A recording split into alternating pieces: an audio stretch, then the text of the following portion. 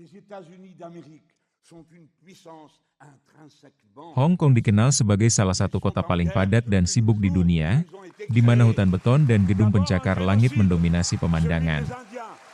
Namun, akhir pekan ini, distrik sentral yang hiruk-pikuk berubah menjadi tempat yang penuh keajaiban melalui acara bertajuk Ponies on Parade.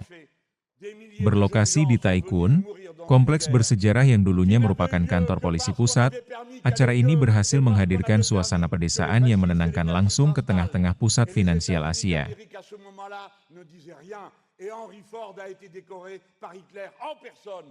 Et toutes ces erreurs ont conduit à des crimes, et encore des crimes, et encore des crimes, jusqu'au moment où il a fallu venir mourir pour arrêter ce processus.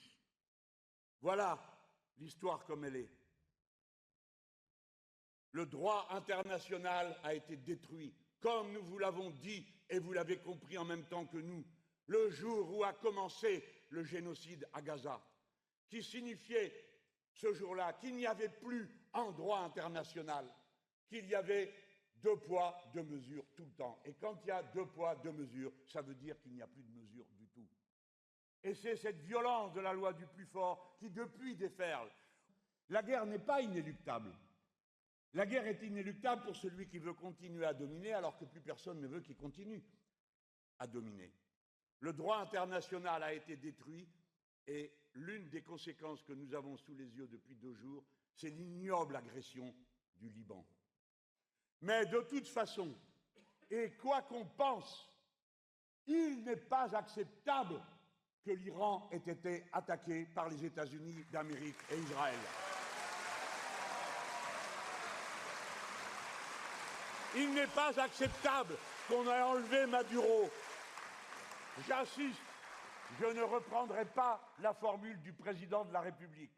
La démocratie doit être au service de la diplomatie et de la fin des guerres. Par conséquent, nous n'acceptons pas que Netanyahou ait décidé de créer une zone tampon dans le Liban Sud. Qu'est-ce que c'est que cette histoire de zone tampon? C'est une annexion. Nous n'acceptons pas l'annexion. Et nous n'acceptons pas l'annexion du plateau du Golan, qui est occupé depuis 1967.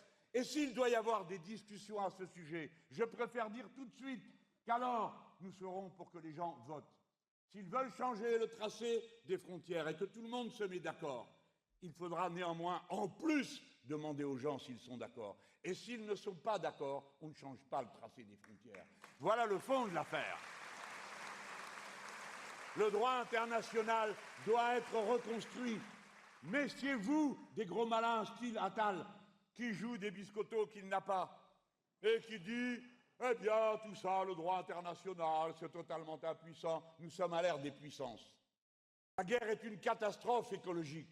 Netanyahou répand du phosphore au Liban. Il répand du glyphosate sur la frontière. Le glyphosate qu'on veut vous faire bouffer. Les dépôts d'essence qui ont brûlé à Téhéran ont infecté des milliers de bronches, de poumons, des petits, des grands, des anciens et des plus valides. Et ils le paieront dans leur chair pendant des années. C'est une catastrophe écologique. La crise écologique est dans la guerre et elle est entrée en jeu. Quand Netanyahou fait une zone tampon au Liban, il s'approprie la rivière Litani, c'est-à-dire qu'il règle en partie les problèmes de manque d'eau qui sont posés à son pays. Quand il s'installe au Golan, il s'approprie les sources qui alimentent les fleuves qui vont sur d'autres territoires. La crise écologique, la solution guerrière qui est « je prends tout pour moi » est dans la guerre. Et il est bien dommage qu'on en parle si peu. Et puis bien sûr, c'est une guerre impérialiste, c'est-à-dire qu'elle consiste à prendre aux uns ce qui est à eux pour se le donner à soi-même. Il est clair qu'en créant cette zone tampon, Netanyahou s'empare en même temps de l'espace de mer qui se trouve en face de lui, à cet endroit, et qui était une zone disputée entre le Liban et Israël pour savoir qui possédait ce gisement de gaz et de pétrole qui se trouve là, et qui fait jonction avec l'autre gisement de gaz et de pétrole qui est pile poil en face de Gaza. Les États-Unis d'Amérique jouent leur domination sur le monde. Les États-Unis d'Amérique, quand ils interviennent dans le détroit d'Ormuz, coupent la route des approvisionnements des Chinois. Les États-Unis d'Amérique préparent la guerre avec la Chine et coupent en ce moment les routes une derrière l'autre. C'est ça qu'ils font. Le Groenland, c'est pour couper le passage du détroit de Bering. Et que dit M. Bardella? Il dit « dont acte ». Voilà ce qu'est l'extrême droite. L'agent du trumpisme, du suprémacisme, parce que tout ça, c'est une seule et même chose. Et quand les autres sont dans le détroit d'Ormuz, attention, regardez la carte. Alors nous avons le droit d'exiger que les sites nucléaires soient protégés par des casques bleus et que ni Netanyahou ni Trump n'aillent leur tirer dessus comme ils sont en train de le faire au Liban. Des casques bleus, parce que nous ne croyons pas au système général des informations israéliennes qui sont données dans les chaînes d'information en continu en France. Nous ne croyons pas qu'après des nuits de bombardement, il y ait 3 blessés, dont un qui s'est coincé la main dans la porte. Nous croyons qu'il y a des centaines de morts de tous côtés. Et nous les pleurons tous. Aucun Israélien ne mérite de mourir. Aucun Iranien ne mérite de mourir. Aucun Palestinien ne mérite d'être traité comme il l'est aujourd'hui. On peut faire la paix autrement.